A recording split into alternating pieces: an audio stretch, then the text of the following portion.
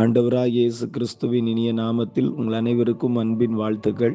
சர்வ வல்லவர் என்ற இந்த தியான செய்தி மூலம் உங்களை சந்திப்பதில் மிகுந்த மகிழ்ச்சி அடைகின்றோம். சர்வ வல்லவர் பாகம் 16. தலைப்பு: சர்வ வல்லவருக்கு முன்பாக துன்மார்க்கரின் நிலை. வேத பகுதி யோபு 15ஆம் அதிகாரம் 20 முதல் 26 வரை. துன்மார்க்கன் உயிரோடு இருக்கிற நாளெல்லாம் துன்பத்தால் வாதிக்கப்படுகிறான். பலவந்தம் பண்ணுகிறவனுக்கு அவன் வருஷங்களின் தொகை மறைக்கப்பட்டிருக்கிறது. பயங்கரமான சத்தம் அவன் காதுகளில் தொனிக்கிறது. அவன் சமாதானமாய் இருக்கையில் பாழாக்கிறவன் அவன் மேல் வருவான். இருளில் இருந்து திரும்பி வர அவனுக்கு நம்பிக்கை இல்லாமல் பதிவிருக்கிறவர்களின் பட்டயத்துக்கு அவன் பயப்படுகிறான். அப்பம் எங்கே கிடைக்கும் என்று அவன் அலைந்து திரிகிறான். அந்தகார நாள் தனக்கு சமீபித்திருக்கிறதை அறிவான். இக்கட்டும் நெருக்கமும் அவனை கலங்க பண்ணி யுத்த சன்னத்தனான ராஜாவைப் போல அவனை மேற்கொள்ளும். அவன் தேவனுக்கு விரோதமாக கை நீட்டி சர்வ வல்லவருக்கு விரோதமாக பராக்கிரமம் பாராட்டுகிறான். கடின கழுத்தோடும் பருத்த குமிழிலுள்ள தன் கேடகங்களோடும் அவருக்கு எதிராக ஓடுகிறான். வேத பகுதியிலே துன்மார்க்கனின் நிலையை குறித்து எலிப்பாஸ் கூறுகிறார். சர்வ வல்லவருக்கு விரோதமாய் பராக்கிரமம் பாராட்டுகிறான்.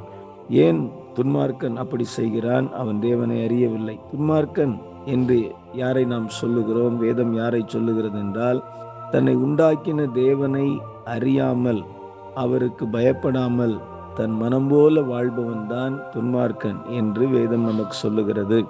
ஏன் அவரை அறிய முடியவில்லை என்று கேட்போமானால், அதற்கு மனம் இல்லாததே காரணம். ரோமர் 1ஆம் அதிகாரம் 28ஆம் வசனத்தில் நாம் பார்க்கிறோம், தேவனை பற்றி கொண்டிருக்க, தேவனை அறியும் அறிவை பற்றி கொண்டிருக்க அவர்களுக்கு மனதில்லாதிருக்கிறபடியால் என்று எழுதியிருக்கு. ஆண்டவரை அறிகிற அறிவை அடைவதற்கு மனம் இல்லாமல் போவதே தேவனை அறியாமல் போவதற்கு காரணம். ஆனால் தேவன் தன்னை வெளிப்படுத்துகிறார். ரோமர் 1:20 உண்டாக்கப்பட்டவைகள் உண்டாக்கினவரை வெளிப்படுத்துகிறது என்பதை கூறுகிறது. சங்கீதம் 19:1 முதல் 4 வரை உள்ள வசனங்கள், வானங்கள் தேவனுடைய மகிமையை வெளிப்படுத்துகிறது. ஆகாய விரைவு அவருடைய கரங்களின் கிரியைகளை அறிவிக்கிறது. பகலுக்கு பகல் வார்த்தைகளை பொழிகிறது. இரவுக்கு இரவு அறிவை தெரிவிக்கிறது. இவ்விதமாய் வானங்களும் பூமியும் உண்டாக்கப்பட்டவைகள் எல்லாம் சர்வ வல்லமையுள்ள தேவனாகிய கர்த்தரை குறித்த அறிவை நமக்கு தருகிறது. ஆனால் மனிதனோ அதை அறிவதற்கு மனமில்லாமல் இருப்பதனாலே அதை அறிந்து கொள்ள முடியவில்லை. அப்போஸ்தலர் 14ஆம் அதிகாரம் 15 முதல் 17 வரை உள்ள வசனங்களில் அவர் மழையை பெய்ய பண்ணுகிறார், சூரியனை தருகிறார், இவ்விதமாய் தந்து தம்மை குறித்து சாட்சி அவர் விளங்க பண்ணுகிறார் என்று பவுல் கூறுகிறார். அப்போஸ்தலர் 17:24 முதல் 27 வரை கர்த்தராகிய தம்மை தடவியாயிலும் அவர்கள் கண்டுபிடிக்கத்தக்க தேவன் ஆவல் உள்ளவராய் இருக்கிறார் என்பதை தெரிவிக்கிறார். ஆகவே ஒரு மனிதன் தன்னை உண்டாக்கினவரை அறிவதற்கு உண்டாக்கப்பட்டவைகளே அந்த அறிவை தருகிறது. ஆகவே மனமில்லாமல் இருப்பதுதான் அவனுடைய பரிதாப சூழ்நிலைக்கு காரணம். தேவனை அறியாதபடியினாலே அவன் தேவனுக்கு எதிராக தனது வாழ்வை தொடருகின்றான். ஆனால் தேவன் எப்படி இருக்கிறார்? மத்தேயு 5:45 இயேசு சொன்னார், தேவன் நல்லோர் மேலும் தீயோர் மேலும் தமது மழையை பெய்ய பண்ணி தமது சூரியனை உதிக்க பண்ணுகிறார். ஆண்டவர் நல்லவர்களுக்கு மட்டும் சூரியனை கொடுக்கவில்லை, நல்லவர்களுக்கு மட்டும் மழை கொடுக்கவில்லை, துன்மார்க்கருக்கும் கொடுக்கிறார். ஆனால் அவன் வாழ்வு பரிதாபம். தேவனுடைய கோபம் அவனுக்கு வருகிறது. ஆனால் தேவனோ அவனை அழிக்க விரும்பவில்லை.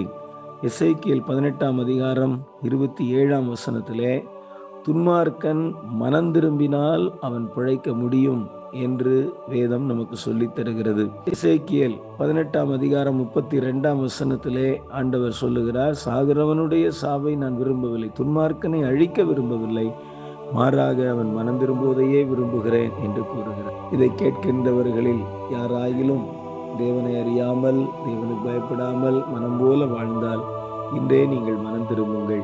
உங்கள் மனம் திரும்புதலை தேவன் விரும்புகிறார். அவர் எந்த ஒரு தீய மனிதனையும் அழிக்க விரும்பவில்லை. ஆனால் தொடர்ந்து மனிதன் தவறு செய்யும் போது அவன் தனக்குத்தானே அழிவை உண்டாக்குகிறான். அது கொடுமையானதாக இருக்கும். ஆகவே அந்நிலை எட்டுவதற்கு முன் மனம் திரும்பினால் பிழைத்து கொள்ள முடியும். தேவன் உங்களுக்கு நல்வாழ்வை தருவார்.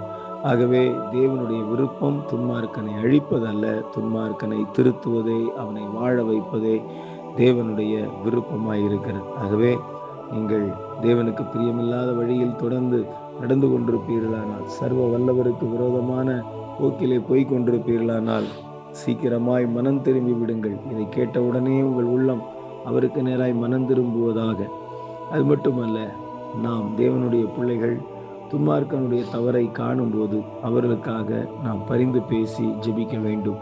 அவருடைய அழிவுக்காய் அல்ல, அவருடைய மனம் திரும்புதலுக்காக நாம் மன்றாட வேண்டும். அதற்காகத்தான் தேவன் நம்மை வைத்திருக்கிறார்.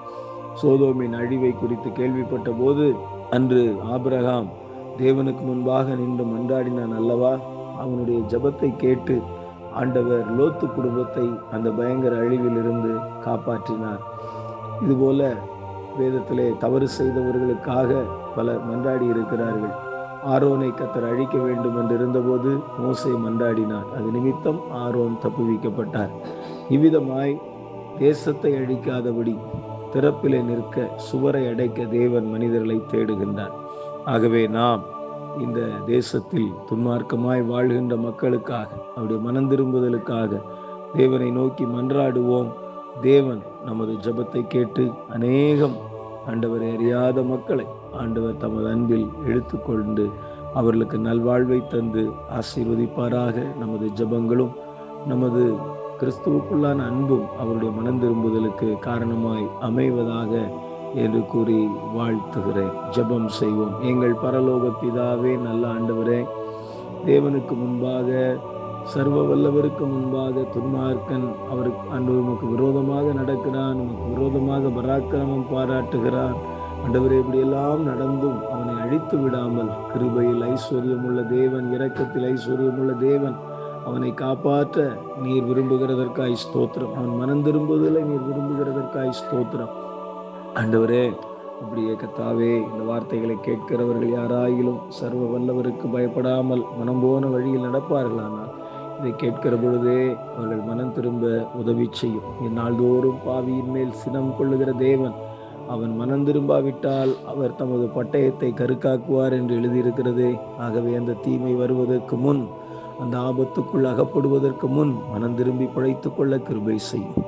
துன்மார்க்கருடைய பரிதாப நிலையை நாங்கள் காணும்போது அவருடைய மனம் திரும்புதலுக்காக மன்றாட, தேவனை நோக்கி பரிந்து பேச எங்கள் ஒவ்வொருவருக்கும் கிருபை தாரும். எல்லா தேவ ஜனங்களும் அமிதமாய் ஆண்டவரே, தேசத்தில் அழிந்து போகும் ஜனங்களுக்காக பெருமூச்சு விட, பாரப்பட, கண்ணீர் விட்டு ஜெபிக்க கிருபையின் ஆவியையும் விண்ணப்பத்தின் ஆவியை ஒவ்வொருவருக்கும் அருளிச்சு. நாட்களில் அநேகர் ஆண்டவருக்கு பயப்படாத துன்மார்க்க நிலையில் வாழ்கின்ற அநேகர் இளைய குமாரனை போல மனம் திரும்பி ஆண்டவரண்டை வருவதை கண்டு நாங்கள் உம்மை மகிமைப்படுத்த கிருபைதான். இயேசுவின் நாமத்தில் கேட்கிறோம் பிதாவே. ஆமென். ஆமென்.